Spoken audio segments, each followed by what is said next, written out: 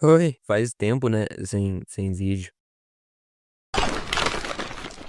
Ô, meu gato, o que você tá fazendo? Enfim, eu vou dar os devidos esclarecimentos no final, porque, infelizmente aqui ninguém se importa comigo, então vamos pro vídeo. Porra! Então, esse vídeo vai ser mais de boa, em um ritmo mais de conversa mesmo, porque você tem que dar uma reduzida nessa sua dopamina e eu tenho que dar uma reduzida no meu trabalho. Mais ainda, youtuber não trabalha. Ok, contextos. Alguém realmente se importa com contexto? Enfim, contexto. Desde muito moleque, eu sempre quis criar histórias. Eu era um moleque que, quando era criança, eu ficava desenhando cartoons no estilo Turma da Mônica. E claro que uma das marcas. Meu Deus! E claro que uma das marcas registradas disso é que os desenhos eram sempre um lixo, é óbvio. Mas quanto mais eu crescia, mais esse sonho de criar histórias foi se dissipando. Acho que quanto mais velho eu ficava, mais eu percebia que criar histórias era um pouquinho mais difícil do que parecia. E sem me dar conta de que, de repente, eu fiquei 5 anos sem desenhar. Então, criar histórias só entrou na minha cabeça como algo possível no ano de 2023, entrando em 2024. Eu queria muito criar uma história no estilo sobrevivência e tal. E uma que eu fiz foi, tipo, era uma comédia onde um cara brabo da ciência foi um dos únicos sobreviventes de um apocalipse. Rapaz, a impressão minha, isso me lembra.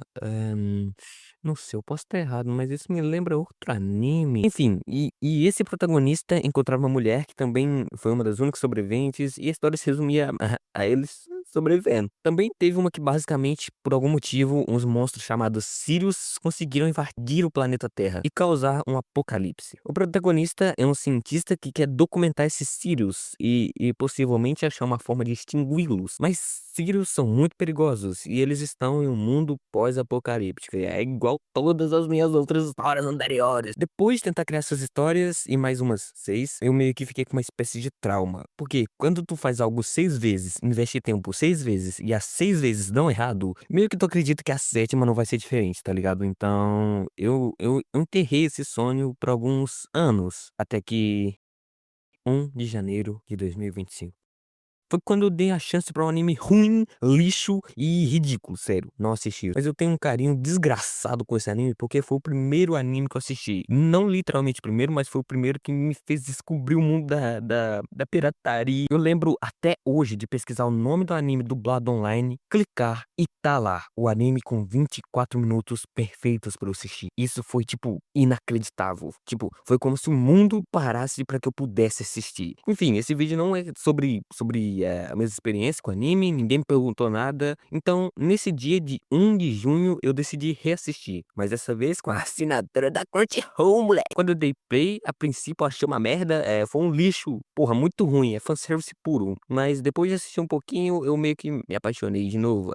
Eu tenho esse problema. E quando acabou, bateu aquela depressão pós-anime de 12 episódios que mudou tua vida, tá ligado? Então, eu fiz algo que nunca faço. Tipo, eu só faço quando o anime é muito bom, ou tão ruim que me deixa curioso. Eu li o mangá. Lendo o mangá, eu me senti inspirado. Me senti inspirado a criar uma história, tirando tudo que eu não gostava daquele anime e botando tudo que eu queria, fazendo basicamente o anime perfeito. Então, eu comecei a treinar animação, treinar incessantemente. Eu fiz até algumas animações bem daorinhas aí, vou tá deixando algumas aí rodando, se tiver tempo nesse vídeo, porque aparentemente ninguém se concentra mais, por mais de 5 segundos. Enfim, mas depois de certo tempo eu percebi que não dava. Animação é algo que eu não poderia recorrer pra minha história ainda. Então eu optei pelo mangá. E o mangá é algo realmente possível pra uma pessoa só fazer. Qualquer pessoa no mundo pode fazer um mangá, sem conhecimento prévio ou com muita experiência. Você aí que tá me assistindo pode criar seu próprio mangá. Já parou pra pensar nisso? Sua própria história, com seu próprio universo. Inclusive, é isso que acontece na maioria das vezes. Quase sempre o mangá é feito por só uma pessoa. E sabe qual a diferença dessas pessoas pra você? A diferença é que elas tinham fé. Elas tinham fé de que o que elas criariam mudaria o dia de alguém. Elas acreditaram que a história que elas criariam faria alguém sorrir, faria alguém chorar, ou até mesmo ficar com sentimentos confusos. E eu acho que isso é o que importa de verdade na hora de criar uma história. É realmente acreditar que você vai mudar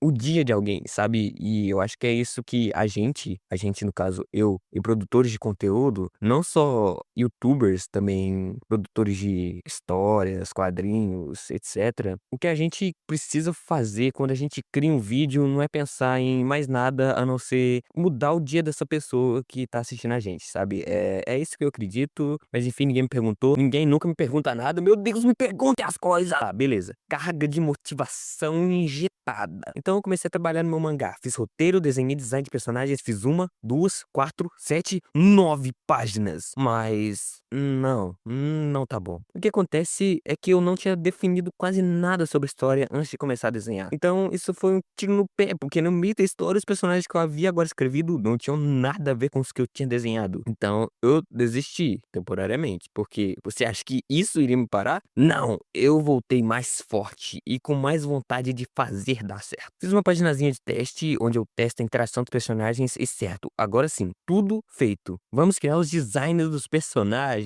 Primeiro eu fiz uma listinha aqui de coisas que eu quero incluir no personagem, inclusive um traço de personalidade e também peguei algumas referências. A partir daí foi só dali. Fiz uma cachola ali baseada nas vozes da minha cabeça, lasquei um cabelo baseado num cara de Twitter, roupa baseada em repositor de supermercado e dali. Parte frontal feita. Pra parte lateral eu fiz meio que exatamente a mesma coisa, lasquei uma cachola, lasquei uma roupa braba, um boné maneiro e um cabelo bonito e dali. Feito também. Pra outra personagem, a Ebriela, o processo foi parecido. Eu escrevi uma espécie de RG de especificações, peguei umas referências, dali no cabelo, dali na roupa e dali na parte frontal. Pra parte lateral foi a mesma coisa, não vou agarrar porque eu não aguento mais falar a palavra dali. Então, dali. Tava feito. O resultado de ambos os designs ficaram assim. Sim, eu curti bastante, eu não sei se nesse vídeo eu já explico a história ou não. Ah, foda-se, vou explicar. Bom, basicamente, um moleque chamado Alex, ele é um cara, tipo, cético, sabe? Não acredita em sobrenatural, etc. Mas, por castigos divinos, uma anjo chamada Ebriela teve que cuidar desse moleque.